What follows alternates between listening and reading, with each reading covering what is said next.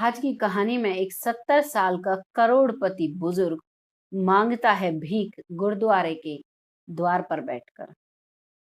ऐसा उसके जीवन में हुआ कि आप सुनोगे तो आपकी आंखों में आंसू आ जाएंगे। आखिर क्या नौबत पड़ी थी जो एक बुजुर्ग को, जिसकी उम्र 70 साल हो चुकी थी, जिसे गुरुद्वारे के द्वार पर बैठकर खाना खाना पड़ा मांग कर, और जो उसे पैसे मिलते थे उन्हें वो अपने साथ बैठे भिखारियों में बांट दिया करता था। कहानी को पूरा जानने के लिए आपको मेरे साथ वीडियो में अंत तक बने रहना होगा। नमस्कार, मैं महक चौधरी लेकर आई हूँ आपके सामने मुंबई के 70 साल के रमेश की सच्ची घटना, जो कि एक बिजनेसमैन थे। ये जो रमेश हैं, ये जीवन में बहुत पैसा कमाते हैं। पैसा इतना कि करोड़ों की संपत्ति इनके पास है। एक इनका बेटा है अनुज। अनुज जो कि बेहद ही लाडला है अपने पिता का, और वो इतना लाडला है कि वो जैसे शादी के लायक होता है तो उसकी शादी कर दी जाती है। कुछ प्रॉपर्टी उसके नाम पर कर दी जाती है। प्रॉपर्टी उसके नाम पर थी और कुछ प्रॉपर्टी पिता के नाम पर थी।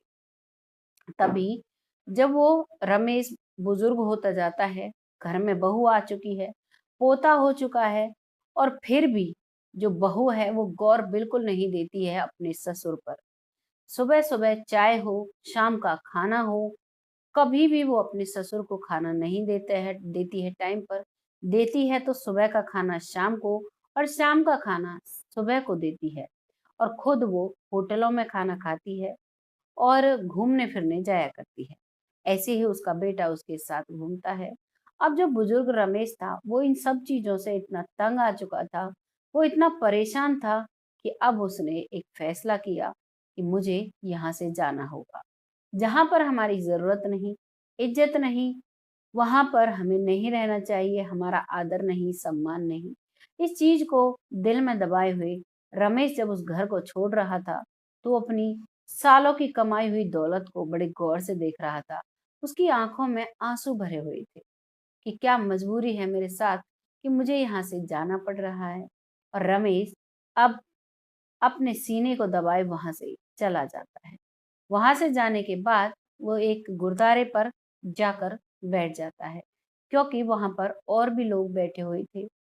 सब लोग बैठे हुए थे फटे से कपड़ों में, और जो भी कोई आता, कोई उन्हें खाना दे जाता, कोई उन्हें पैसे दे जाता। तो जैसी जिसकी सहूलियत थी वो उन्हें देकर जा रहा था। रमेश देखता है तो वो भी वहां बैठा रहता है। जब कोई उसे खाना देकर जाता तो वो खाने को तो खा लिया करता, लेकिन जब कोई उसे पैसे देकर जाता तो वो पर बगल में बैठे और भिखारी थे उनको दे दिया करता था। शुरू के दिन जब वो आया था तो सभी भिखारी उसे ऐसे देख रहे थे कि एक और आ गया, जो हमें मिलता वो भी बटेगा। लेकिन जब लगातार यही सिलसिला चला और वो पैसों को सभी को दे दिया करता, तो वो इस चीज से खुश हो जाते हैं और सभी भिखारी उसके दोस्त बन जाते हैं। लेकिन उनमें और उन भिखारियों में एक फर्क था।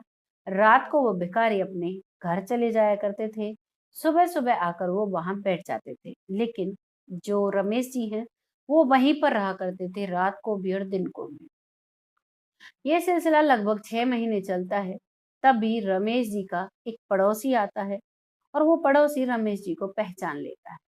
तभी वो कहता है कि आपका यहाँ कैसे रमेश जी? मैं आपके घर गया था तो आपके बेटे कहते हैं कि आप तो घूमने के लिए गए हो, आप वर्ल्ड टूर पे गए हो, इसीलिए मैं तो सोच रहा था कि आपकी जिंदगी में तो मजे हैं, लेकिन आप तो यहाँ पर भीख मांग कर खा रहे हो। जैसे ही वो ये बात कहता है तो वो कहता है कि मैं यहाँ पर भीख मांगकर सिर्फ खाता हूँ और भगवान की भक्ति में लीन हूँ। मैंने बहुत कमा लिया, बहुत रह लिया, अब मुझे भगवान की भक्ति करनी है, इसीलिए मैं गुरुद्वारे आकर बैठ गया हूँ। तभी वो कहते हैं कि आप अपनी मर्जी से आए हो या फिर बेटे बहू ने कुछ किया है। एक बार तो वो छुपाता है कि नहीं, मैं जीत गया था दुनिया की मोह माया से।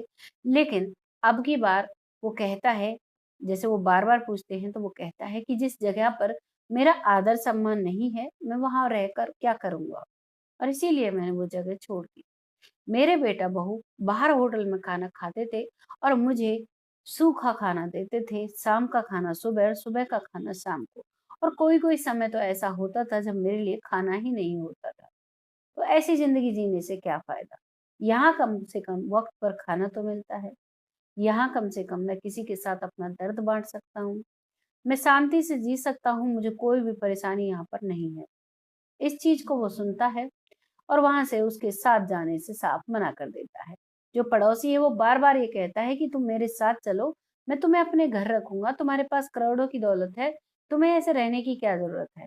लेकिन उसका पिता साफ कह देता है कि जो दौलत है, रमेश जो है, वो अपने बेटे के लिए कहता है कि ये सारी दौलत मैंने अनुज के नाम पर कर दी है। अब अनुज इस दौलत का जो चाहे वो करे, लेकिन मुझे यहाँ शांति मिलती है, मैं तो यहीं पे रहूँगा। और वो वहाँ पर रहने लगता है। जो वो रमेश है, उसके जो बेटा है अनुज, उसके पड़ोसी हैं, आने के बाद उनको काफ़ी ताना मारते हैं। अभी जो रमेश अनुज का छोटा बेटा था, वो सब चीज़ें सुन रहा था, लेकिन यही तानों के साथ 20 साल निकल जाते हैं। अनुज का बेटा बड़ा हो जाता है, रमेश का देहांत हो जाता है, लेकिन अनुज का बेटा जब बड़ा होता है, तो वो तैयार हो जाता है। जैसे इन्होंने मेरे दादा के साथ किया, वैसे ही मुझे भी करना है। और उसने एक डायरी बना ली थी बचपन से ही कि मैं ऐसे ही अपने माता-पिता को रखूँगा, जैसे मेरे माता-पिता ने दादा-दादी को रखा था। अब वो जैसे ही वो 20 साल का होता है, उसकी शादी होती है, तभी वो अपने माता-पिता को लेकर बैठता है और कहता है, "मम्मी-पापा, अब वक़्त हो चला है। अब आप अपना सामान बाँध लो, या तो आप खुद जाओगे या फिर मैं आपको गाड़ी से छोड़ के आऊँ।" वो कहते हैं, "हमें कहाँ जाना होगा?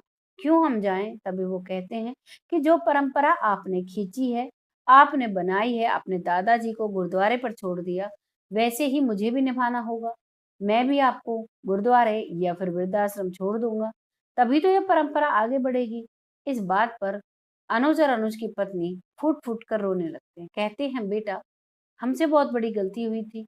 आज तुमने एहसास करा दिया, लेकिन अब वो वक़्त निकल चुका है। अब हम करें तो क्या करें? हमें माफ़ कर दो।" तभी वो कहते हैं कि कोई बात नहीं, आप बस सामान बाँधो और चलो मैं आपको वृद्धाश्रम छोड़ देता हूँ। अब वो सामान बाँधकर रोते-रोते घर से बाहर घर को देखते हुए चलने लगते हैं वृद्धाश्रम की तरफ। लेकिन थोड़ी ही दूरी पर घर के बाहर जाते हैं, अनुज का बेटा अपने माता-पिता को रोक लेता है। वो कहता है कि तुम इतना ही तुम्हारे लिए काफ़ी था। सोचो मेरे दादाजी पर क्या बीती होगी जब उन्होंने इस घर को छोड़ा होगा। आप लोगों ने तो कुछ कमाया भी नहीं, सारी दौलत दादाजी की दी हुई है। लेकिन उन्होंने तो एक-एक पाई जोड़ा था और आपने उसकी एक भी नहीं सोची उनके बारे में। ये तो सिर्फ़ आपके लिए, ये आपको समझ देने के लिए था। मैं ये जो चीज़ अगर दोहराऊँगा, तो इसमें मैं भी उसी लाइन में लग जाऊँगा, कल को मुझे भी जाना होगा। तो इसीलिए मैं नहीं कर सकता आप सबके साथ ऐसा, लेकिन आप लोगों ने बहुत गलत किया था, बस यही मुझे एहसास दिलाना था। और ये एहसास दिलाकर उन्हें वापस घर ले आता है।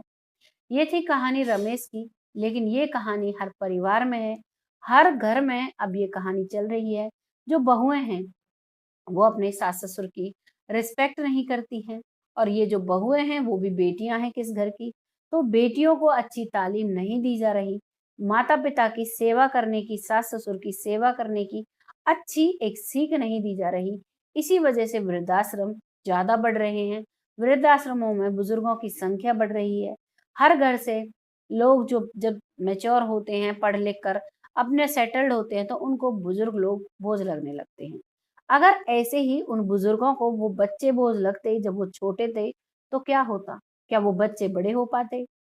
सिर्फ इस लालच में बुजुर्ग लोग, माता-पिता अपने बच्चों को बड़ा करते हैं कि जब हम बूढ़े होंगे, हमें एक लाठी की सहारे की ज़रूरत होगी, तो हमारे बच्चे हमारी लाठी बनेंगे। लेकिन वही बच्चे वक़्त आने पर उन्हें ठुकरा देते हैं। उन्हें वृद्धाश्रम, गुरुद्वारे, मंदिर के बाहर जैसी जगहों पर छोड़ देते हैं। क्या ये सही है? आप सभी से पूछना चाहूँगी। ज़रूर बताइएगा कमेंट सेक्शन में और फिर से आती हूँ ऐसी ही एक पारिवारिक कहानी लेकर। तब तक देखते रहिए हमारा चैनल और अगर वीडियोज़ अच्छी लगी हैं तो चैनल को सब्सक्राइब करें और पेज को फॉलो करना ना भूलें। तब तक के लिए जय हिंद, जय भारत।